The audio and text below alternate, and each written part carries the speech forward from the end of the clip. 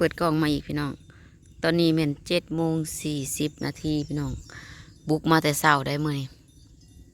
กินข้าวเช้าแล้วก็มาพี่น้องปิ้งเป็ดปิ้งกระดูกเป็ดแต่ว่านนี่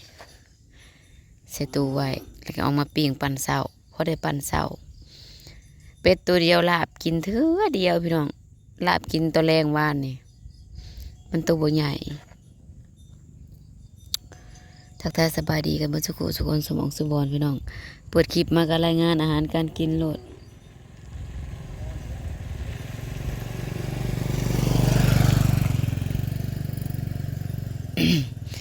มาหา2 เถานี่แต่เช้าบ่ฮู้สิพ่อยายหรือบ่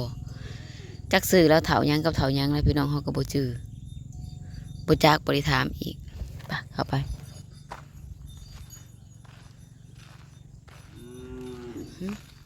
เราดึงสูงเราลง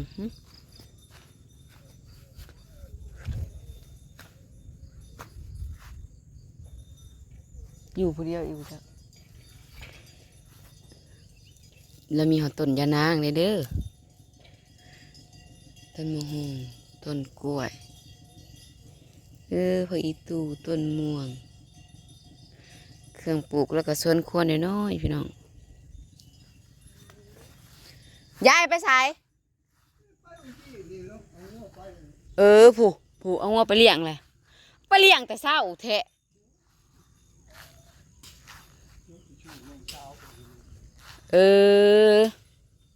ป้าโทรขนาดมาแต่เช้านี่ยังบ่ทันแล้วเนาะผู้ไปเลยไม่อันหาพ่อเฒ่าอันนี้แหละไปทางไหนออกมานะเลี้ยงงัวป้าตู้ผู้วิดกันในหนึ่งพี่น้องผู้เราเรียนเห็นตะลังใช่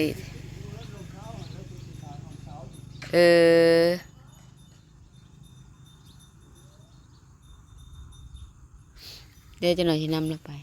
กินข้าวเช้ากับหยังยังมันได้กินมุกปลาเค็งน้อยป้าโถน้ำใส่นี่ยังอยู่เนาะคนเช้าตกตะหึงกะ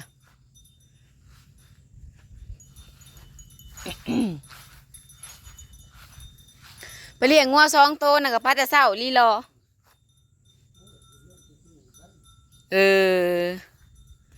แล้วไปสู่น้องสาวแล้วบ่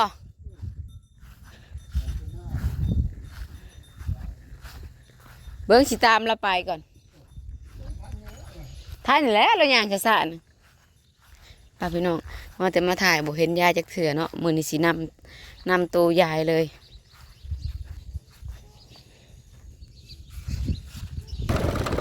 โคนจักมันกระเท่าเลี้ยงง่วยอีกได้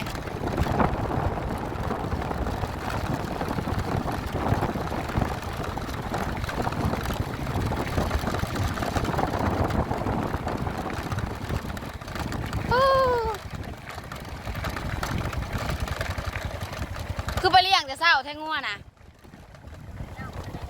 ฮะงัว2 ตัวนึงคือไปเลี้ยงแต่เช้าแท้โอ้ยพันมา8 โมงสิไปเลี้ยงข้างในอยู่ใช่ไหมดอกป้าแต่ไปเลี้ยงไก่ทั้งงัว2 ตัวกะพายทงพี่สังนะป้าตาเถาอยู่เพื่อนนั่นงัวเขาชวนเขาเลย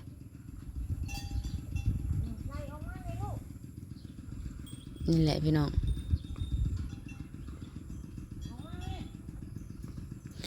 แล้วก็ได้งัวงามได้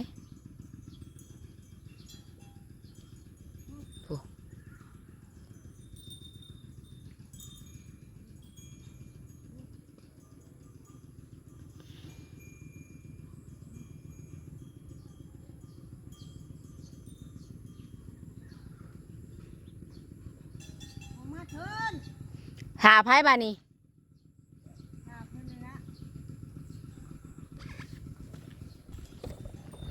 เบิ้งสิถามสื่อเสียงเลี้ยงน้ำผู้ใหญ่จะดีหูนี่สื่อยังยายยังเจ้าน่ะยายชนบ่อันนั้นได้ผู้ใหญ่เห็นได้สะเว้ยผู้ใหญ่ พ่อใหญ่เว้ยกับแม่ใหญ่ชน อืม อืมถ่ายคลิปลังเถื่อมีผู้ใหญ่ใจดีผลซอยเรือเออให้ถ่ายแต่ว่าหักบ่ฮู้ว่าสิมีหรือบ่หักถ่ายไปเรื่อยๆเออบ่พาว่าสิถ่ายแล้วสิได้โลดแล้วบ่ได้บอกว่าข่อยมาถ่ายคลิปมื้อนั้นน่ะเออว่าสิมาหาเจ้าแต่เช้าว่าผู้ไปแหละเลี้ยงงัว2ตัวกับไปแต่เช้าแต่เสียวได้อิหยังห่อหยังไปกิน มุกปลาแดกกับหน้า หมกปลาแดกกับน้ำเบิดมือบ่ไปนี่ ทำคนละ3 โมง 3 โมงพูงัว2 ตัวหันไหน ว่านี่มาแต่เว้น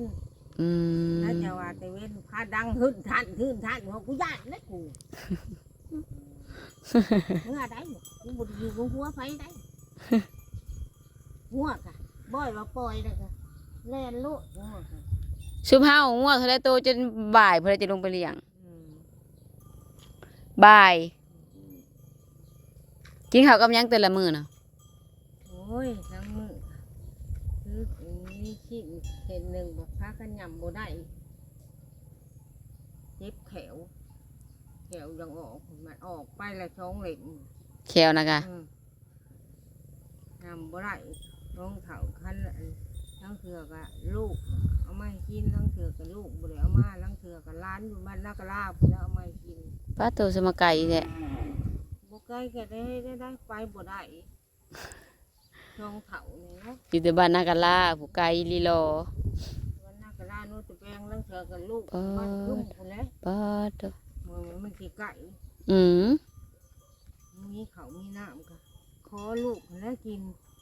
อืม กินได้มันไปบ่ได้ ผู้เศร้ารักผัดไปบ่ได้เนาะ อืม ผู้หาผัดไปบ่ได้ คันเราไปได้คือแต่เก่าเลย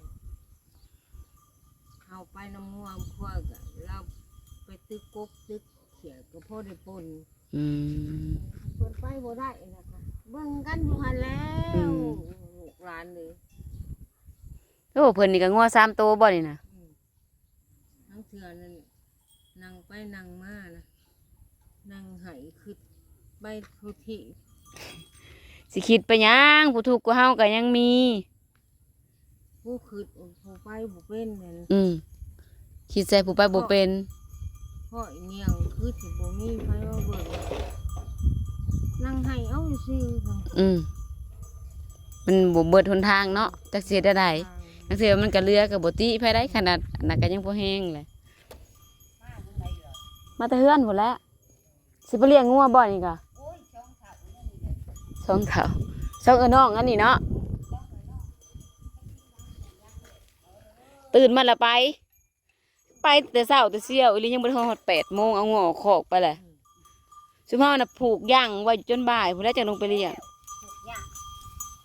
เดี๋ยวนี้ลูกนี่จับเฮ้ยไป งามเนาะไปเอองามเนาะงวม จับเสียกันลบ ลมบ่ได้เจ็บได้ปวดบ่ พาก็พากันย่างกัน ไผเป็นเอื้อยไผเป็นน้องเจ้าเป็นเอื้อยเออแล้วก็หันแต่เนาะแล้วก็ปู้เฮาก็สิเมื่อก่อนเอื้อนลาวก็บ่ได้ไกลจากเอื้อนเฮาผู้ปานใดดอกพี่น้องเนาะแต่ว่าอยู่คนละบ้านอันนี้จะเป็นบ้านนาบ่อหน้าเฮาใกล้บ้านนาบ่อแล้วห้องมาอยู่ใกล้หน้าเฮานี่เด้บ้านเขาเจะมาฮอดนี่ละสุดนี่2 หลังคาเฮือนนี่สุดไปอีกแค่นั้นน่ะก็รู้ผู้รู้สาวไผดึงออกไปนะโอ้สาวไผเฮาน่ะคักเบิดแหละเขายังได้ใส่สาวเล็กเบิดเฮามีแต่สาวใหม่ได้เฮาสาวใหม่มีแต่ยังแต่เฮาผู้เดียวเบิ่งเถอะค่ะก่อนโอ้ตกใจนี่สาวใหม่เขาเจ้ากับบาสาวใหม่สาวเล็กสาวใหม่ตัวหนึ่งหักหัวถบลงตัวหักตัวนี้จะใครมาแปลงหักตัวนี้น้ำมึงสาวไฟตัวเองก่อนพี่น้องป้าตัวนี้หักยังบริใครมาแปลงให้อยู่โอ้ยังหอยตรงยึง นี่แหละพี่น้องไปนี่กับ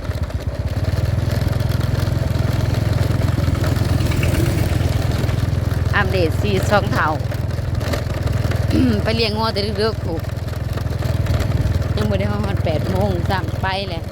จนค่ำผู้จังมา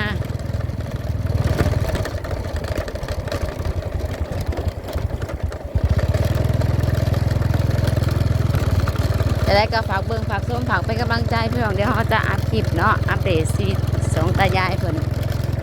ตื่นเช้ามายายก็ไปบ่ค่อยพ่อดอกพี่น้องค่ำหัวแล้วจังมาเฮ็ดกินไว้ให้ผัวแล้วก็ไปแล้วค่ะก็อยู่คือยังงอมแงมแบบสั่นแหละจะได้ก็ฝากเบิ่งฝากส้มฝากเป็นกำลังใจเด้อพี่น้องเบิ่งคลิปเฮาแต่ต้นจนจบบ่ขามโฆษณาหันเด้อหลุดกระเซลอยู่นี่มึงดูนี่นะพังเอาเคลิ่มค่ำ